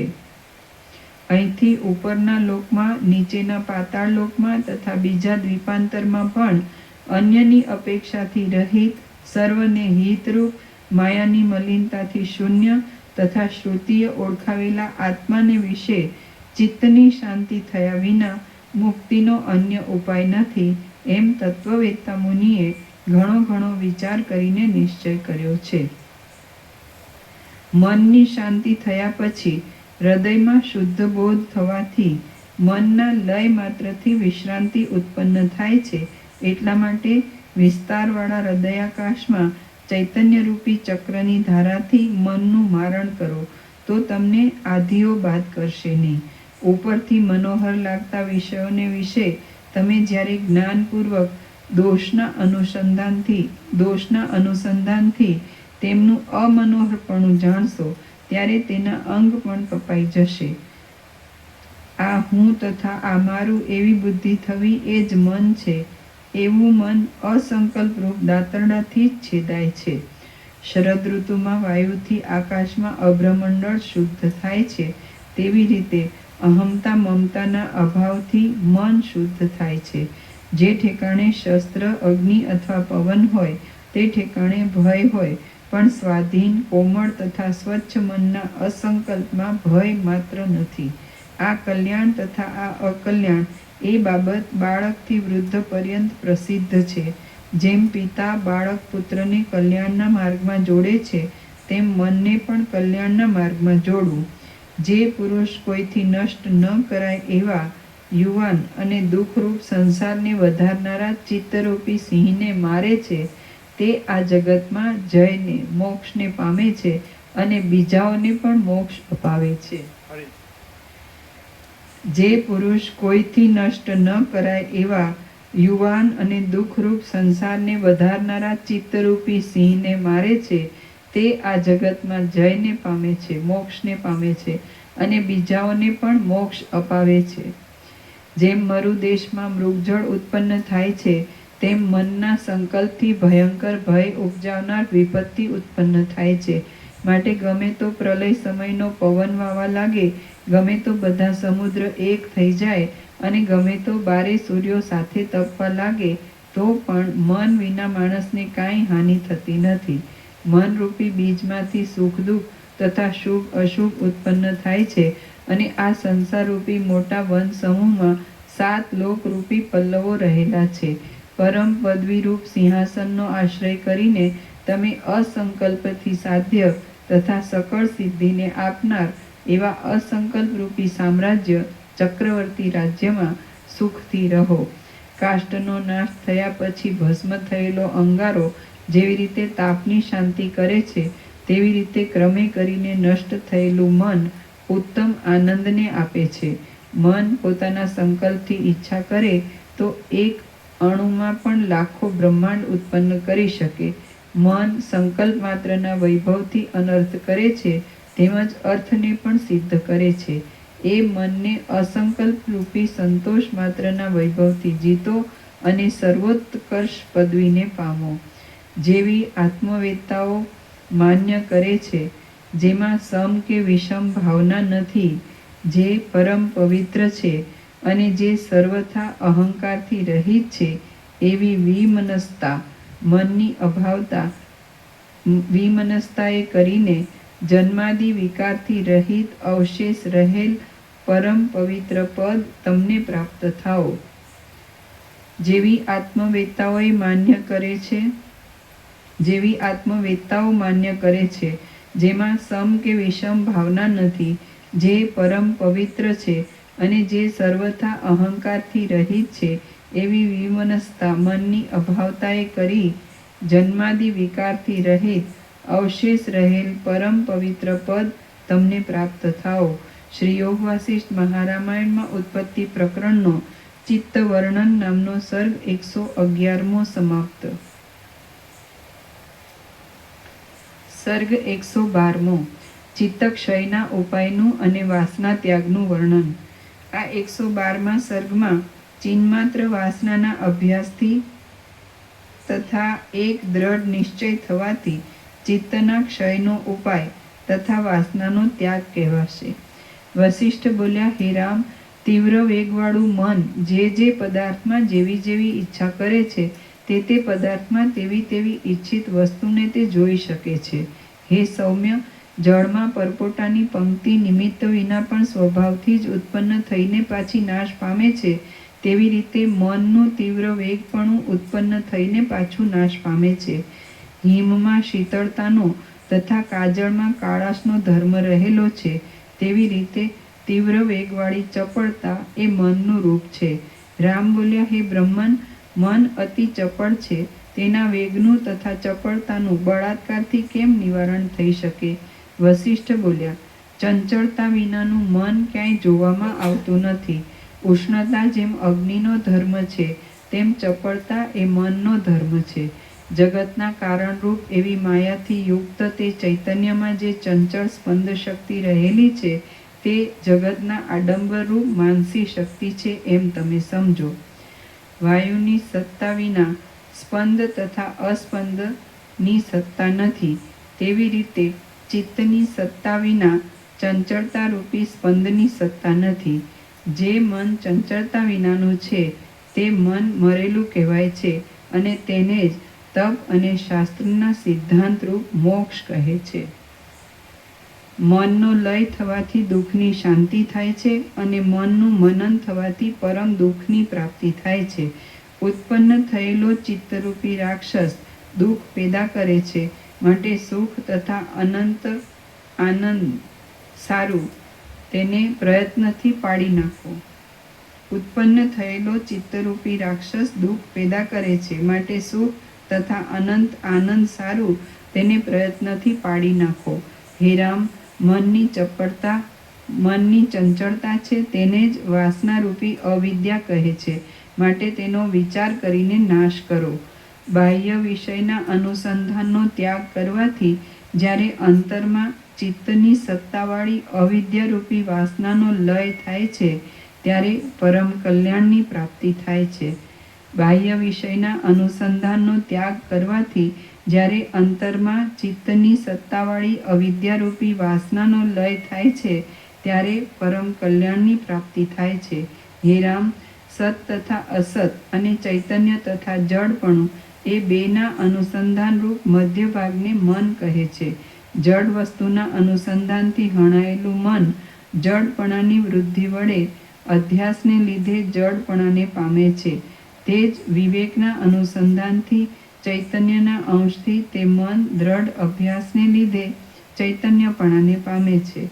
પુરુષાર્થના પ્રયત્નથી મન જે વસ્તુમાં પડે છે તે વસ્તુને તે પામે છે અને અભ્યાસથી તે વસ્તુરૂપ મન થાય છે. માટે ફરીથી પુરુષાર્થનો આશ્રય કરીને, ચિત્ત વડે ચિત્તને દબાવીને, શોકરહિત પદનો આશ્રય કરીને અને શંકાનો ત્યાગ કરીને તમે સ્થિર થઈને રહો. હે રામ, ચૈતન્યની ભાવના વડે મનને મગ્ન કરો, એથી જ બળપૂર્વક તરી જવાય છે. એ જ એક ઉપાય છે, બીજો કોઈ ઉપાય નથી. હે રામ, ચૈતન્યની ભાવના વડે મનને મગ્ન કરો, એથી જ બળપૂર્વક તરી જવાય છે. એ જ એક ઉપાય છે, બીજો કોઈ ઉપાય નથી. હે રાઘવ, મનનો દ્રઢ નિગ્રહ કરવામાં ચૈતન્ય જ સમર્થ છે, કારણ કે જે રાજા નથી તે બીજા રાજાને કેમ શિક્ષા કરી શકે? સંસારરૂપી સાગરના વેગમાં તૃષ્ણારૂપી જૂડ રહેલા છે અને તેના વેગમાં દૂર તણાઈ જતા મનુષ્યોને તરવા માટે પોતાનું મન એ જ વહાણરૂપ છે. મન વડે પરમ બંધનરૂપ મનરૂપી પાશને કાપી નાખીને જે મનુષ્ય પોતાના આત્માને મુક્ત કરતો નથી તેનો અન્ય ઉપાયથી મોક્ષ થતો નથી. સાંસારિક વિષયથી યુક્ત મનરૂપી જે વાસનાનો ઉદય થાય છે તેનો વિદ્વાન માણસ ત્યાગ કરે છે અને તેથી અવિદ્યાનો ક્ષય થાય છે. માટે પ્રથમ ભોગના સમૂહની વાસનાનો ત્યાગ કરો, પછી ભેદની વાસનાનો ત્યાગ કરો, પછી ભાવ તથા અભાવની વાસનાનો ત્યાગ કરો અને એમ તમે નિર્વિકલ્પ સુખને સંપાદન કરો. ભાવના માત્રનું અભાવન, ભાવના ન થવાપણું એ જ વાસનાનો ક્ષય છે અને તેને જ મનનો તથા અવિદ્યાનો નાશ પણ કહે છે. સાંસારિક પદાર્થનું જ્ઞાન રાખવું તથા તેની ઈચ્છા કરવી તેના કરતાં તેનું જ્ઞાન ન રાખવું તથા ઈચ્છા ન કરવી એ વધારે સારું છે, કારણ કે ઈચ્છા કરવાથી દુઃખ ઉત્પન્ન થાય છે તથા ઈચ્છા ન કરવાથી સુખ ઉત્પન્ન થાય છે. એટલા માટે પ્રયત્ન વડે પ્રત્યેક પુરુષે ભાવનું અભાવન કરવું તથા વેદ્યનું, સંસાર સંબંધી જ્ઞાનનું અવેદન, અસંકલ્પ કરવું. હે રામ, તમારા મનને વિશે જે ઈચ્છિત રાગ રહેલો છે તે સર્વ અનર્થોના કારણભૂત છે એમ જાણીને તમે તેના અંકુરનો પણ ત્યાગ કરો, એટલે આત્માના અનુભવથી તૃપ્ત થયેલા તમે હર્ષ શોકને પ્રાપ્ત થશો નહીં. હે રામ, તમારા મનને વિશે જે ઈચ્છિત રાગ રહેલો છે તે સર્વ અનર્થોના કારણભૂત છે એમ જાણીને તમે તેના અંકુરનો પણ ત્યાગ કરો, એટલે આત્માના અનુભવથી તૃપ્ત થયેલા તમે હર્ષ શોકને પ્રાપ્ત થશો નહીં. શ્રી યોગ વાસિષ્ઠ મહારામાયણમાં ઉત્પત્તિ પ્રકરણનો મુખરવેણ ઉપદેશાંશ કથન નામનો સર્ગ 112મો સમાપ્ત. સર્ગ 113મો. તત્વબોધનું વર્ણન. આ 113મા સર્ગમાં સર્વ દુષ્ટ વાસનાને કાપનાર, વિવિધ વિચારોથી યુક્ત તથા દ્વૈતનું મિથ્યાપણું દ્રઢ કરનાર તત્વબોધનું વર્ણન કરવામાં આવશે. વશિષ્ઠ બોલ્યા, હે રાઘવ, બે ચંદ્રની ભ્રાંતિની પેઠે મિથ્યા ઉદય પામેલી વાસનાનો ત્યાગ કરવો ઘટે છે. એ અવિદ્યારૂપી વાસના મિથ્યા છે, છતાં અજ્ઞાની માણસમાં સત્ય હોય તેમ રહેલી છે. પણ સારા જ્ઞાની માણસમાં તેનો સંભવ કેમ જ ઘટે? માટે હે રામચંદ્રજી, તમે અજ્ઞાની ન થાઓ, જ્ઞાની થાઓ અને સારી રીતે વિચાર કરો. આકાશમાં બીજો ચંદ્ર છે જ નહીં, પણ ભ્રાંતિથી જણાય છે. મોજાની પરંપરાથી વિસ્તારવાળા જળમાં જળ વિના બીજી વસ્તુ નથી. તેવી રીતે પરમ તત્વ વિના વસ્તુ તથા અવસ્તુ કાંઈ પણ નથી. ભાવ તથા અભાવ વિકલ્પ વિના થયા નથી અને તે અસતમય છે. માટે નિત્ય તથા શુદ્ધ આત્મા વિશે તેનો આરોપ કરો નહીં. તમે કરતા નથી, તે છતાં ક્રિયામાં મમતા કેમ રાખો છો? એક જ વસ્તુ સત્ય છે, માટે કોણ કઈ વસ્તુને કેવી રીતે કરે છે? સર્વ મિથ્યા છે, માટે કોઈ પણ કંઈ કરતું નથી. હે પ્રાજ્ઞ, તમે અકર્તાના પણ અભિમાની થાઓ નહીં, કારણ કે હે નિષ્પાપ, અકર્તાના અભિમાનથી પણ કોઈ વસ્તુ સિદ્ધ કરવાની નથી. માટે તમે સ્વસ્થ થઈને રહો. હે રઘુવર, તમારામાં અભિમાનનો અભાવ છે અને તમને કાર્યમાં આસક્તિ નથી. આથી તમે અકર્તા છો, કરતા નથી. વળી તમારામાં અકર્તાનું પણ અભિમાન નથી, તેમજ તમને અકર્તાપણામાં પણ આસક્તિ નથી. તેથી તમે કરતા છો. આ પ્રમાણે જોકે તમને કર્તાપણું પ્રાપ્ત થયું, તો પણ સાધારણ લૌકિક કર્તાને જે પ્રમાણે ભ્રમ થાય છે, તે પ્રમાણે તમને ભ્રમ થવાનો સંભવ નથી. સાચી વસ્તુનું ગ્રહણ કરવું તથા મિથ્યા વસ્તુનો ત્યાગ કરવો જોઈએ. હવે કર્મના જે ફળ છે તે સત્ય છે એમ માની તેમાં મનુષ્યને ગ્રહણ કરવાની આસક્તિ થાય છે. માટે મનુષ્યને કર્મમાં આસક્તિ થવી ઘટે છે.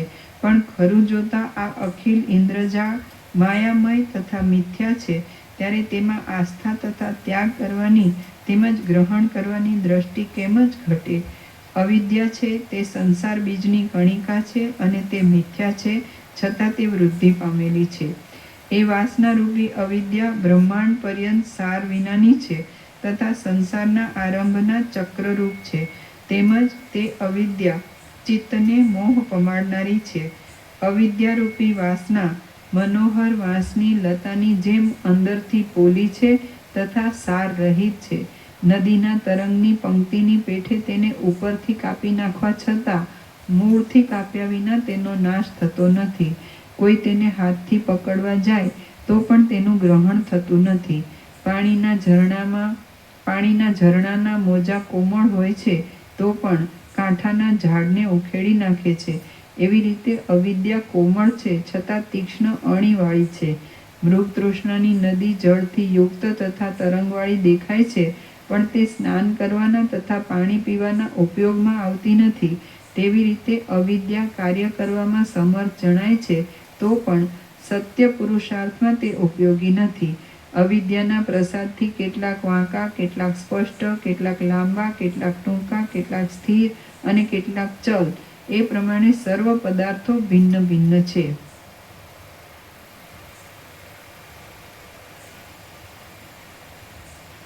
અવિદ્યા અંદરથી શૂન્ય છે, તો પણ સારવાળી હોય એમ જણાય છે. તે કોઈ ઠેકાણે રહેલી નથી, તો પણ તે સર્વ સ્થળે જ દેખાય છે. પોતે જડ છે, છતાં ચૈતન્ય રૂપે રહીને મનને ચંચળ કરે છે. તે એક નિમેષ પણ રહેતી નથી, છતાં સ્થિર છે એવી શંકાને પેદા કરે છે. તેનો જ્વાળાના જેવો શુદ્ધ વર્ણ જણાય છે, તો પણ તે કાળી મેષ જેવી મલિન છે. પરમાત્માના પ્રસાદથી જોકે તે નૃત્ય કરે છે, તો પણ પરમાત્માનો સાક્ષાત્કાર થવાથી તેનો નાશ થાય છે. પરમાત્માના પ્રસાદથી જોકે નૃત્ય કરે છે, તો પણ પરમાત્માનો સાક્ષાત્કાર થવાથી તેનો નાશ થાય છે. નિર્મળ પ્રકાશમાં તે કરમાઈ ગયેલી દેખાય છે, તો પણ તે અંધકારમાં શોભે છે. તે શુષ્ક કાંતિવાળી છે, છતાં મૃગતૃષ્ણાની જેમ મિથ્યા પ્રતીતિવાળી છે અને અનેક પ્રકારના વર્ણવાળી છે. તે અવિદ્યા વાંકી છે, વિસ્મયી છે, પાતળી છે, કોમળ છે અને સંકટના હેતુરૂપ હોવાથી કર્કશ છે. તે સ્ત્રી જેવી ચંચળ છે, લંપટ છે, તૃષ્ણારૂપ છે અને કાળી સાપણ જેવી છે. સ્નેહ તેલનો ક્ષય થવાથી દીવાની શિખાનો ક્ષય થાય છે, તેવી રીતે અવિદ્યામાં પણ સ્નેહ રાગ ન રાખવાથી તેનો ક્ષય થાય છે.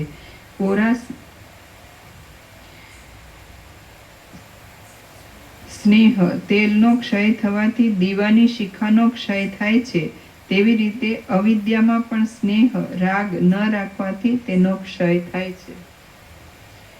કોરા સિંદૂરની અર્ચા પોતે રાગવતી રાતી હોવાથી સ્નેહ વિના સિંદૂરમાં ઘી અથવા તેલ મેળવ્યા વિના પણ શોભે છે. તેવી રીતે અવિદ્યામાં સ્નેહ રાખવાથી તે શોભે છે. વીજળીની પેઠે અવિદ્યાનો પ્રકાશ ક્ષણિક છે તથા ચંચળ છે. વીજળીને જેવી રીતે જળનો આશ્રય છે, તેવી રીતે અવિદ્યાને જડનો આશ્રય છે. તે વીજળીના જેવી વાંકી તથા મુગ્ધને ત્રાસ ઉત્પન્ન કરનારી છે. વળી વીજળીની પેઠે પ્રયત્નથી પણ તે પકડાતી નથી. તે પકડવાથી દાહ કરે છે. ક્ષણવારમાં ઉત્પન્ન થઈને તે પાછી લય પામી જાય છે અને શોધવાથી પણ હાથમાં આવતી નથી. જે કાળમાં ઋતુમાં જે પુષ્પ ઉત્પન્ન થવા ન જોઈએ, તે કાળમાં જો તે થાય તો તે રમણીય છતાં ઉત્પાત કરનાર હોવાથી અનર્થરૂપ છે. તેવી રીતે પ્રાર્થના ન કર્યા છતાં પાસે આવેલી તે અવિદ્યા રમણીય હોવા છતાં પણ અનર્થરૂપ છે.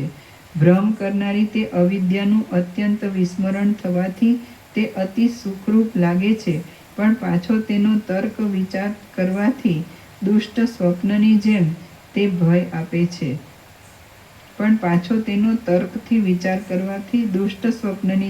ભય આપે છે.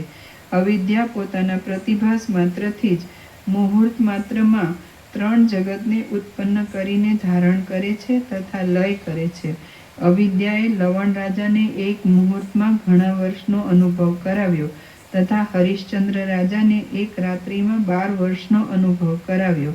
કાંતાના સુખમાં આનંદ માનનાર માણસોને કાંતાનો વિયોગ થાય ત્યારે અવિદ્યાના પ્રસાદથી એક રાત્રિ 1 વર્ષની થઈ પડે છે.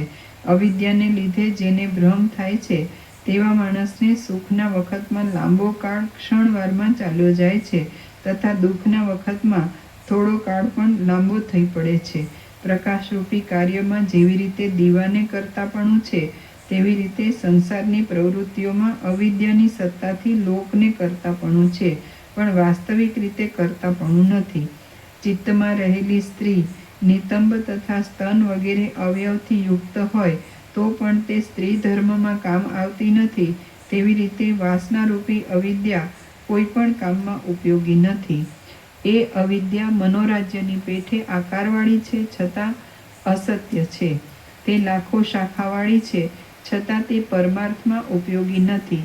અરણ્યમાં ઉત્પન્ન થયેલી મૃગતૃષ્ણારૂપી નદી મૃગને મોહ પમાડે છે, તેવી રીતે અનેક પ્રકારના આડંબરવાળી અવિદ્યા મુગ્ધ માણસને મોહ પમાડે છે, પણ જ્ઞાનીને મોહ પમાડતી નથી.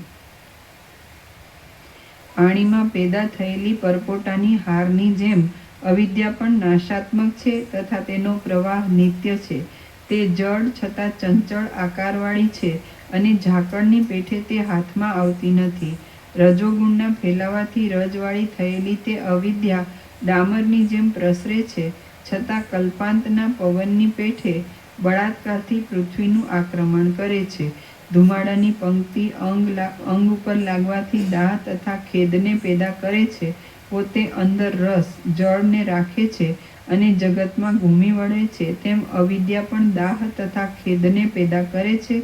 પોતે અંદર રસ પરમાત્માને રાખે છે અને જગતમાં ઘૂમી વળે છે. ખડના સમૂહથી દોરડું જેમ દ્રઢ થાય છે, તેમ નિસાર સંસારના સંસ્કારથી તે દ્રઢ થયેલી છે. જડથી જડ નિર્માણ કરેલી મેઘની ધારાની પેઠે તે લાંબી ચાલે છે. તરંગની પંક્તિની જેમ કવિએ કલ્પના માત્રથી તેનું વર્ણન કરેલું છે, તથા કાદવમાં ઉગેલી જળમય કમલીની જેમ ઘણા છિદ્રોવાળી છે, તેમ પાપમાં પેદા થયેલી જળમય અવિદ્યા પણ અનર્થરૂપ છે. તે વૃદ્ધિ પામતી હોય એમ માણસો જુએ છે, પણ વૃદ્ધિ પામતી નથી. ઝેરનો લાડુ પ્રથમ મધુર લાગે છે, પણ પરિણામે દુઃખદાયી છે. તેવી રીતે અવિદ્યા ઉપરથી મધુર લાગે છે, પણ અંતે અનર્થ કરનારી છે. દીવો હોલવાઈ ગયા પછી તેની શિખા ક્યાં ગઈ તેની જેમ ખબર પડતી નથી, તેમ તે ક્યાં જાય છે તેની ખબર પડતી નથી. ઝાકળની પેઠે તે આગળ દેખાય છે, તો પણ તે હાથમાં આવતી નથી. વીખાઈ ગયેલી ધૂળની મુઠ્ઠી જેમ અણુરૂપે જોવામાં આવે છે, તેમ તે અણુરૂપ છે. આકાશમાં નિમિત્ત વિના પણ નીલિમા કાળાશ દેખાય છે, તેવી રીતે તે નિમિત્ત વિના પણ દેખાય છે. વહાણમાં બેસીને જનાર માણસને ઝાડનું ઠૂંઠું પણ હાલતું દેખાય છે, અને મોહથી આકાશમાં 2 ચંદ્રમા ઉત્પન્ન થાય છે, તેવી રીતે મોહથી ઉત્પન્ન થાય છે અને સ્વપ્નની પેઠે ભ્રમ ઉત્પન્ન કરે છે. જ્યાં સુધી આત્માના આવરણરૂપ અવિદ્યા અંતઃકરણમાં રહેલી છે, ત્યાં સુધી સ્વપ્નની પેઠે દીર્ઘ સંસારની કલ્પના થયા કરે છે.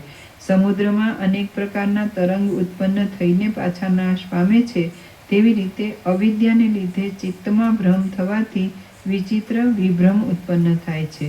અવિદ્યાની સત્તાથી મનોહર તથા સત્ય એવી વસ્તુ પણ અસત્ય લાગે છે, તથા અમનોહર અને અસત્ય એવી વસ્તુ પણ સત્ય લાગે છે. પારધીની જાળ પક્ષીને મોહ પમાડીને બંધન કરે છે, તેવી રીતે અવિદ્યા અનેક પ્રકારના પદાર્થથી મનને મોહ પમાડીને બંધન કરે છે.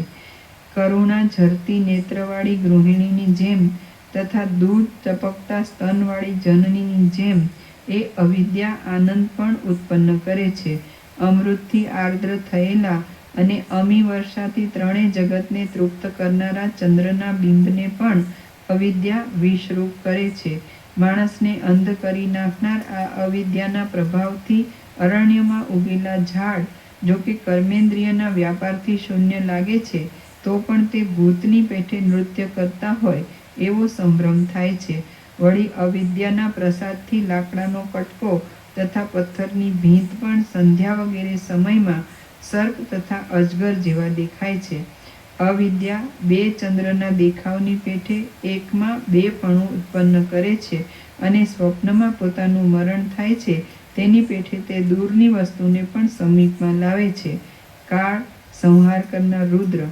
કાળને પ્રલયની રાત્રિ જેમ ક્ષણરૂપ છે, તેમ અવિદ્યાના પ્રભાવથી લાંબો સમય પણ ક્ષણરૂપ જણાય છે. જેમ સ્ત્રીના વિરહવાળા માણસને એક ક્ષણ પણ 1 વર્ષ સમાન થઈ પડે છે, તેમ અવિદ્યાને લીધે એક ક્ષણ પણ 1 વર્ષ સમાન થઈ પડે છે. હે રામચંદ્રજી, એવું કાંઈ પણ નથી કે જે ઉદ્ધત થયેલી અવિદ્યાથી બની શકે નહીં. માટે તે અવિદ્યા સત્તા વગરની છતાં તેની કેટલી શક્તિ છે તે તમે જુઓ. તમે તે વિવેક બુદ્ધિ વડે વિષય બુદ્ધિનો નિરોધ કરો, એટલે પ્રવાહ રોકવાથી જેમ નદી સુકાઈ જાય છે, તેમ વિષય બુદ્ધિનો રોધ કરવાથી મનરૂપી નદી જેવી અવિદ્યાનું શોષણ થઈ જાય છે. રામ બોલ્યા, અવિદ્યા વસ્તુતાથી છે જ નહીં, તુચ્છ છે અને મિથ્યા ભાવના કરવાવાળી છે. અહો, છતાં એણે જગતને આંધળું કર્યું છે.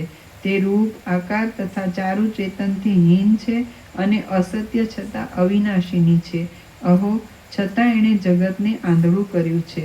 ઘુવડની આંખોની પેઠે તે પ્રકાશ આત્મપ્રકાશમાં નાશ પામે છે અને અંધકાર અજ્ઞાનમાં સ્ફુરે છે. અહો, છતાં તેણે જગતને આંધળું કર્યું છે. તે અવિદ્યા કુકર્મ કરનારી છે. પ્રકાશ આત્મપ્રકાશને તે સહન કરતી નથી અને દેહને પણ જાણતી નથી.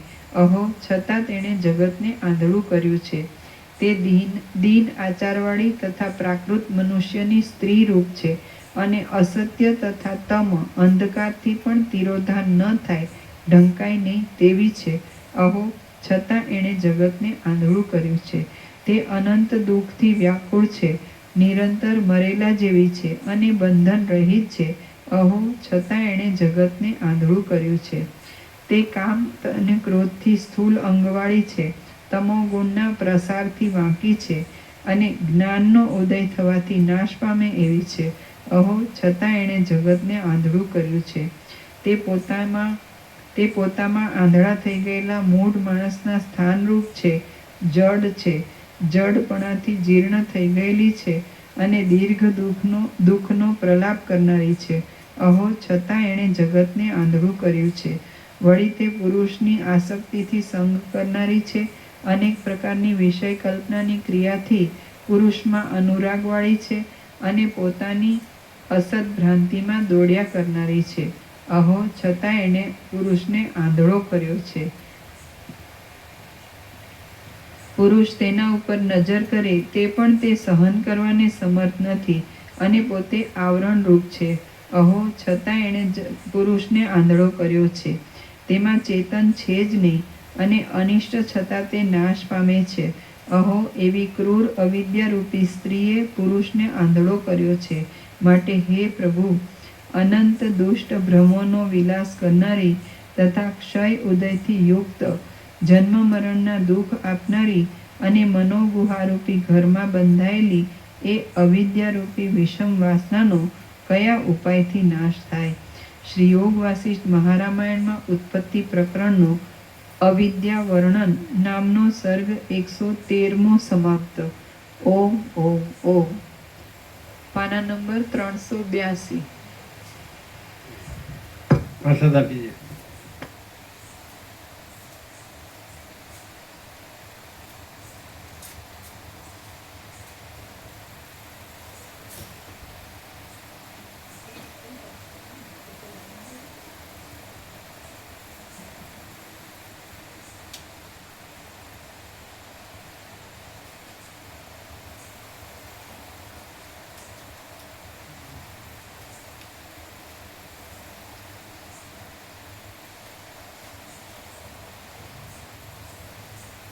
અહીં રહેવાનું, અહીં રોકાવાનું.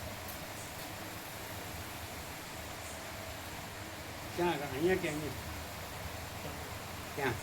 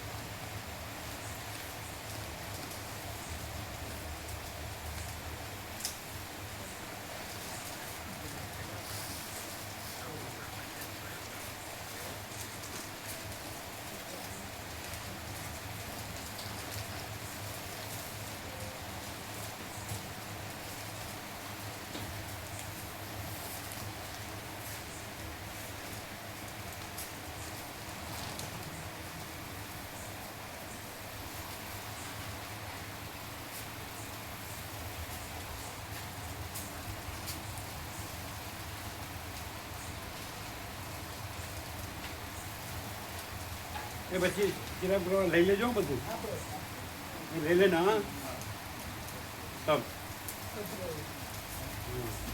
આ પાછળ કઈ રહેવા નહીં દેવાનું.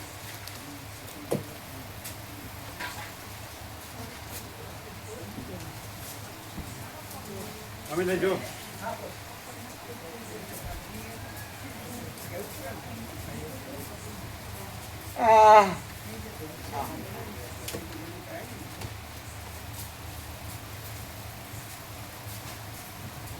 એક કલાક વોકિંગ કરો ને તો બધો કચરો નીકળી જાય નીકળી જાય. કે નહીં? સાચી વાત.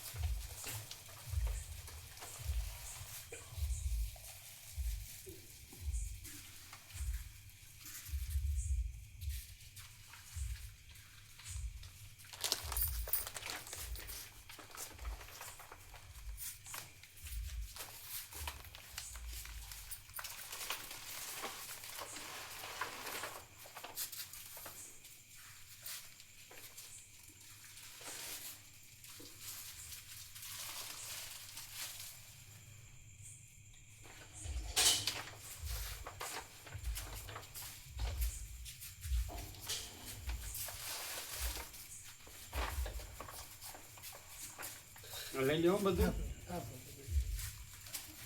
ખુરશીઓ પાછી કરીને એક કપડું લઈ લેજો. આ કપડું લેજો, બધું લઈ લો.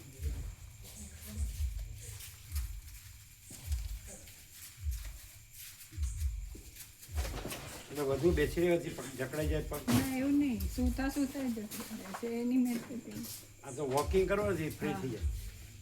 એક કલાક સવાર સાંજ. ચોક્કસ. પેલા આનાકાની કરે પણ નહીં ગણવાનું, ચાલવાનું એટલે ચાલવાનું. ઓકે.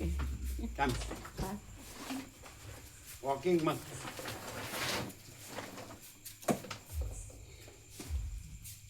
પાછો ચરી પાડવાની, પછી શક્તિ રહેવો, પ્રસાદ લેવાનો, ભૂખ્યા નહીં રહેવાનું એને.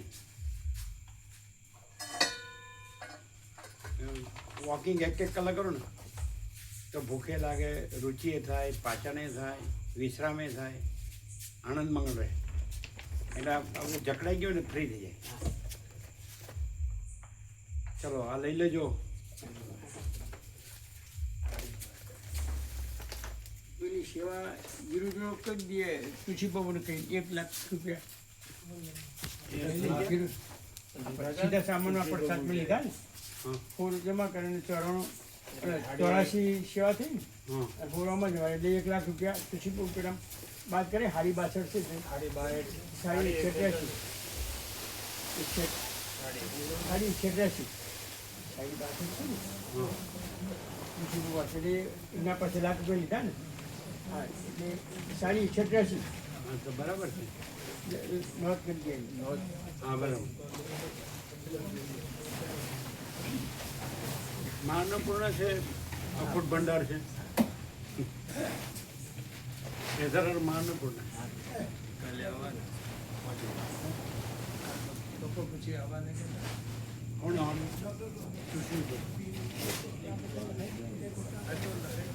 હાલે આપણે લખાઈ દઈએ ફોન ઉપર લખાઈ પછી એમ કે હું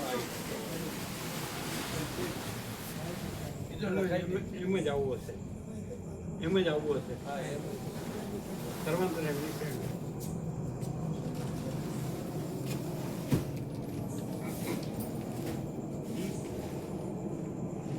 અને એને કહેવાનું જે હવે બેનરને વચનાનું જે સ્ટીકર છે તેનું 00 કરજો.